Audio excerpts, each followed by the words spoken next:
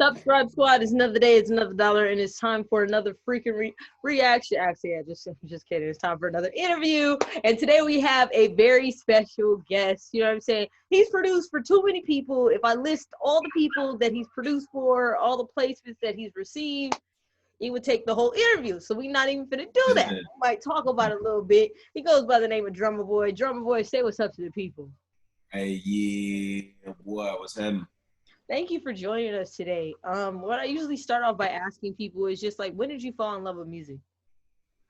I fell in love with music probably in my mama womb. She was playing a lot of music from the get-go, like, you know what I'm saying? Earth, Wind, and Fire, The Temptations. She said I used to kick on Michael Jackson, so you know what I'm saying? I did that thing, doing my thing, you feel me? But I say I fell in love with music right in mama tummy, man. For real, Okay. for real. And then just being around, having a musical background, like Pops was in the orchestra, Mom was in the opera, but then like my brother was like one of the top producers out the city of Memphis, you know what I'm saying, along with like the Slice T's and the Jazzy Phase and whatnot. So it was like destined, you know what I'm saying? Dope, dope. So at what point did you start creating music? Maybe it started off as just a hobby. I don't know. I'm curious.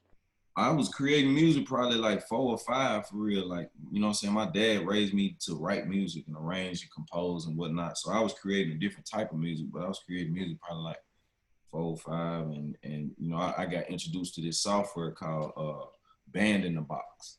And I Okay. started working on Band in the Box like 8, 9, 10. And that is a program that kind of teaches you how to, you know, write chords along with drum loops and, you know what I'm saying, what key it's in and whatnot, tempo and whatnot. So it kind of taught me how to just line up MIDI files and what stuff like that. And just writing my notes in there and then understanding loop and record, playback, all that type of stuff. And that's the fundamentals. And then from there, Big Bro was like, man, you might be ready for the big studio. And probably like 13, you know what I'm saying? I probably was introduced to like the first big studio. I probably was making beats by 14. That's dope. So you started making beats at 14. At what point did you say this is gonna be my career? This is what I want to do for the rest of my life? 14, 15. That's when I understood my purpose. I was like, bro, like that was like my calling. You know what I'm saying? So my brother definitely helped me like find my calling, so to speak. You know what I mean? And when I tapped in, it was a rap. Okay, I like that. From an early age, you just kept going with it. Um, So we see these flex behind you, you know what I'm saying, with the slight little flex. You ain't got to flex on them, but No, no flex. what I want to know is what was your first placement that you consider to be like a placement, and how did it come about? um, I always say, that's what's up with Yo Gotti, you know what I mean? Like when you see me shout it, Poppy, call it, then you holler, that's what's up. Cause for me, that like got me popular in Memphis. Okay. Like tri-state region, Arkansas, Tennessee, Mississippi. When I first met Jeezy, that's the first song he brought up. Hey man, that shit you and Gotti be on, man. I need shit like that, cause he was a fan of horns and trap, booms, 808, stuff like that. So to hear Jeezy say that, you know what I mean, was like, okay, yeah, we've been working. And you know what I'm saying? Like I was working with Gotti all the way through the inevitable entertainment days before CMG and all that. So like, you know what I mean? We back to the basics with it. That's dope. I'm rocking with that. Okay. So what I always, love for when we have producers on is just really talk about the journey and the grind of today's time. So like me, I'm an artist, right? And now I'm starting to tap into and I'm trying to take the steps into becoming a producer. So I'd say, what do you think is the key when you're first starting off producing? What are like a few tips you can give to somebody? Um, Man, look at a couple music theory classes, man. Look at music theory online. Figure out how you can take a music theory class. Just understanding notes, progressions, key is essential, especially as an engineer and a producer. Because if you produce a beat and Beyonce won and she's like, hey, can you change the key from this to that?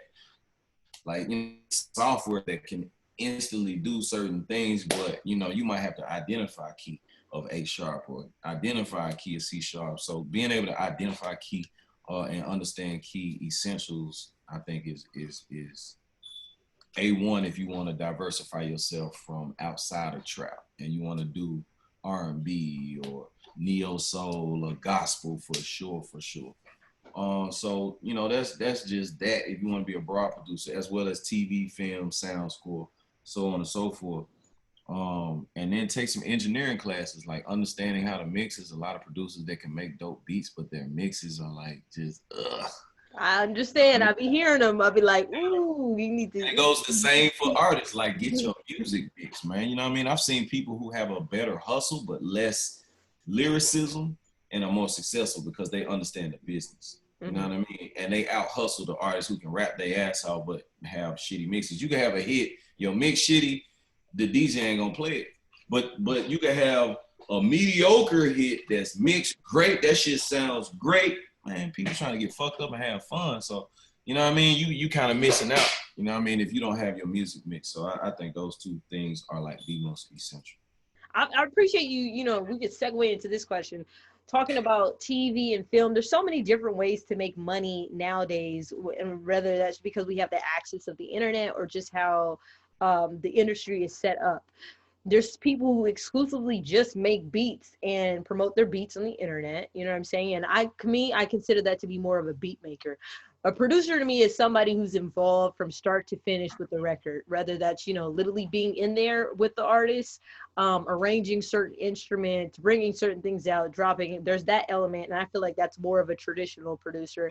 Then there's also people who do licensing and film for TV and like background music, and they make money, whether it's Love and Hip Hop or you name it, reality shows.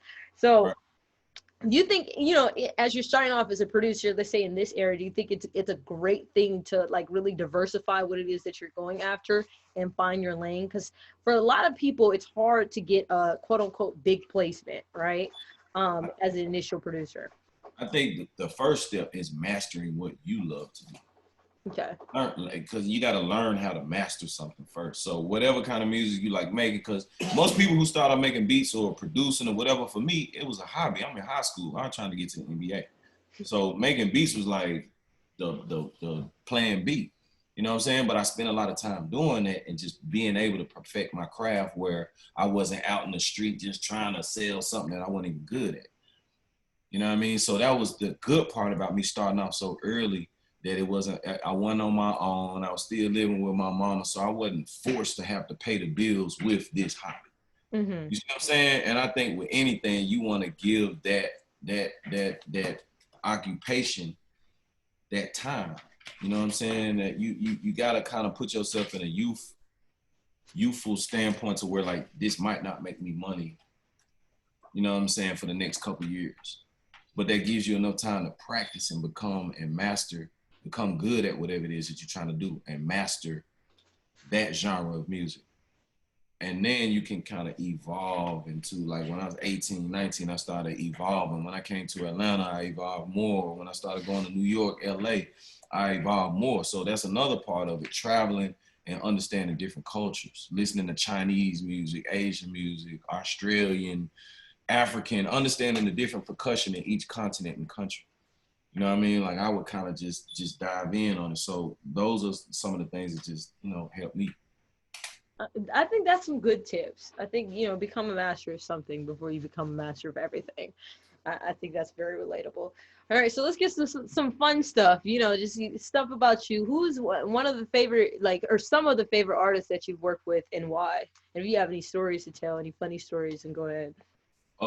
Favorite artist to work with, gotta throw Gucci in there. Gucci always having fun, you know what I'm saying? He gonna make sure you eat good, you know what I mean? And that your brain and your energy is 100% in that session. You know what I mean? So I think that's dope. He understands that as an artist, and those type of artists always, you know, have massive success. And he also understands passing the torch, putting on so many different people and putting people in position.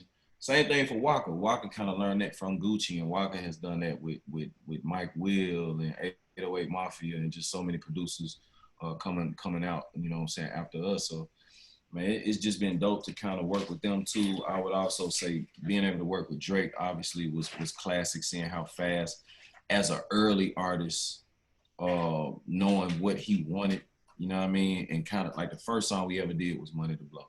He Mm-hmm. came to Hot Beats. I played 5 beats. Money to Blow was the 5th beat. He went in the booth, did Money to Blow, dropped the hook, and then dip. Like, I'm done. You know what I'm saying? Whatever happened with the song happened with the song. And that shit sat on the internet for like a year. I don't know how it got leaked. You know how different studios, you record in different spots. Sometimes the engineer, sometimes maybe the studio owner. But a lot of people, understood monetization early on. And then out the blue, Birdman called like, man, hey man, say man, I'm gonna put a verse on it, y'all. You know what I'm saying? I'm gonna put Wayne on it, y'all. You know what I'm saying?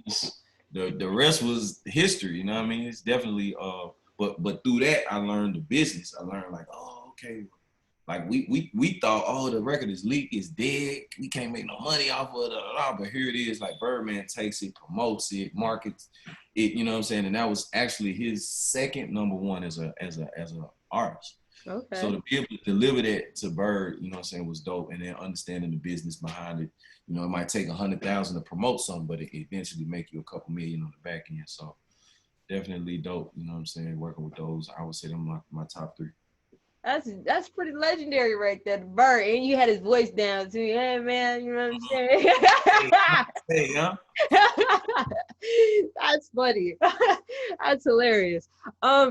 Okay, so segueing into like where you are now, you've been producing for a long time, but now I see you like stepping into this light of being like an executive and trying to usher in new people. What has that transition been like to you? I know you're still producing, but why is it important to you to not just be a producer, but to be an executive, to have your own label and etc.? I mean, it's that's the business side. When you start studying Forbes or just for instance, like a Puff or a Jay-Z, and looking at how much money, okay, these are billionaires, but how much out of that billion is generated by music. Mm-hmm. And that might be the 20 to 50 million range, maybe sometimes up to the 100 million range. So it's 900 million outside of that you generating for. We did a champagne deal with Marino BHLV, a 5-year deal, which has generated all kind of different relationships, resourcing, and knowledge to put me in a position of where I am with Grey Goose, with Crown Royal. And just, captivating certain states, certain markets, certain regions, and introducing product, as well as House of Fresh, our clothing store here in ATL. Follow us on the Instagram at House of Fresh ATL, as well as Facebook. One of my first jobs was working at Just a Feet. So I always was the plug, having the Jordans, the Nikes, the Reeboks, whatever, the Adidas, whatever it is you need, whether you need the beats, you need this, you need that, we got it, you know what I mean? And that was kind of like me in Memphis. And when I moved to Atlanta, I had to gain new resources. When I went to LA, I gained new resources. Go to New York, you gain new resources. When you go to UK and London and Paris and all these other, everywhere you go, you gain more resources. You know what I mean? And because of traveling, now we got a spider web, a network of people that, I mean, it's massive. You know what I mean? So now the world has shifted. And I believe I was one of the first producers that even has and was on playlisting before playlisting. Like, I got over 100 mixtapes out of playlists, and I would call that project my New Year's Eve playlist, or my 4th of July playlist, or my Memorial Weekend playlist. And you can find all of my playlists on Live Mixtapes. So it's always been about being ahead of the curve, tapping in with the technology, and just diversifying yourself. You know what I'm saying? Like, outside of making the beat, you got to market the beat. So you got to be in the clubs. You got to be, at events and supporting other people that you asking these same people for your support. You know what I'm saying? So it's crazy. So many people ask for support, but they don't give that same support. I think that's a major key. You know what I'm saying? You have to put in as well. You have to be, and I feel like when you not only you're giving to others, you know what I'm saying, I feel like it comes back full circle, and you continue to receive. And I like that. And they say the key to becoming a millionaire is to have multiple sources of income, and so you got them covered, dog. I was gonna say, yeah, MRS, man, multiple revenue stream. And the one thing that I haven't done is introduce my own artists under my label, under my imprint, Drum Squad. So that's really what I'm focused on. And my next goal for right now is just having like my own artists. When you think of Dre, you think of Pac, you think of Snoop, you think of Eminem, 50 Cent, even Manny Fresh boys, you know what I'm saying? Like Swiss Beats, you think of Rough Riders, EVE, You know what I mean? Puff, you think about Big and 112 and Mary. Like every producer kind of got a few faces that's tied in with him. And when you think about Drum Boy, you think about Gucci, you think about Jeezy, you think about Rick Ross. But none of these is my artists. None of these are artists that I've introduced. So, you know what I mean? I think that's one goal that we're going to tackle that in the next couple moments, I would say. Okay, all right. I'm rocking with that. Well, you know, you might want to check your girl out. You know what I'm saying? I think I might, you know, have something that might fit a little bit with that situation. Already. Whether it be a songwriter or artist. And that's another thing that I tell artists too, man. I've seen so many artists get in the game, like selling a few of their songs. You know I'm what I not mean? opposed. Sometimes you stay on it as a feature. Sometimes somebody else redo it. Guess what? They're publishing. It really do. Like residual revenue. Like that's you could be asleep and it's generated.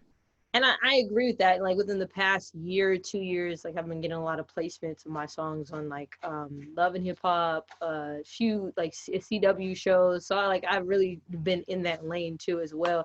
And it's just funny, it's because people would be watching the TV, be like, "Was that you on blah blah blah blah?"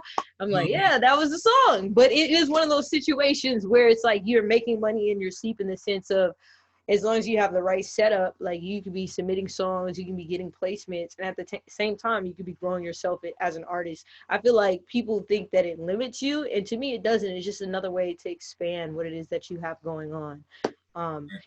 And I feel like it's great to be able to be versatile and be in different lanes. Like not just to say like, okay, I can make my own music. I have an audience for my music, but I do know how to write for a different audience. Like I do know how to to tap into that audience as well. So I think that's super dope. Okay, so next thing, you know what I'm saying? Have you been watching any of the versus competitions? Of course. Yeah, I've been waiting on their ass. I've been tagging their ass. I've been tagged. Shit, I called out whoever the fuck want it. And they'll schedule this shit. Let's get this shit. Swiss Beats, motherfucking Timberland. I met and shook both of their hands numerous occasions. Will y'all send me my paperwork, please? Please send the man his paperwork because I want to see this. I definitely want to see it. I feel like the verses is just good for the culture, especially because, you know, right now we're in quarantine. Like, it's a big ass history lesson for music.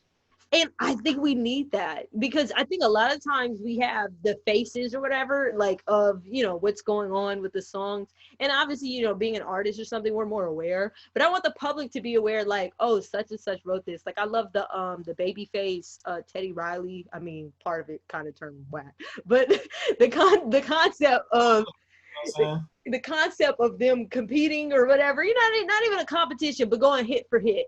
Like, I thought that was like really dope. I don't even look at it like competition. Like, regardless who you could put me up against, man, this shit like is no way a nigga could lose, bro. Like, first of all, nigga got too many hits, you know what I'm saying? God damn it, it's just fun. Like it's like a family reunion almost. It's like these my brothers. It's like watching motherfucking Steve Francis dunk and Tracy McGrady dunk, Vince Carter dunk and Michael Jordan dunk. Like all that shit gonna be fire. This is very true. This is very true. But some people gonna lean towards Vince Carter. Some people, you know, even throwing Blake Griffin into the picture. You could throw whoever the fuck. It's all gonna be fire. You know what I mean? But you know, it's still a competition. Yeah. I think it's a positive competition though. In that sense, it's. I feel like that's why it's good for the culture because at the end of the day, it's a win-win. It's a win-win for both people. Like, yeah, we gonna have our opinions. Who got such and such? But I think it's very good entertainment.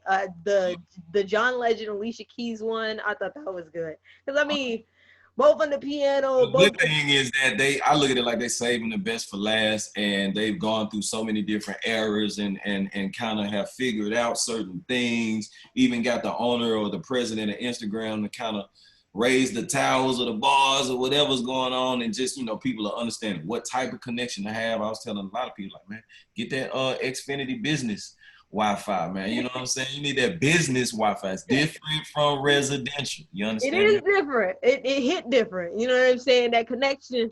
It dial you up, and then a lot of people will. I do because I'm a YouTuber, so like there's certain apps to where you would, regardless of what you sync into your laptop, it'll do like what's plugged into like the audio interface, and like it'll give you that mix versus just giving like an overall computer mix. It's just different, and I feel like we're in this era where things are changing very rapidly, and so as artists, producers, whatever it is, creatives, we have to constantly like adapt. So Absolutely. you recently dropped a new single. We're gonna get into that. Tell us about the new single. Tell us what was behind it. I saw the video, but tell the people.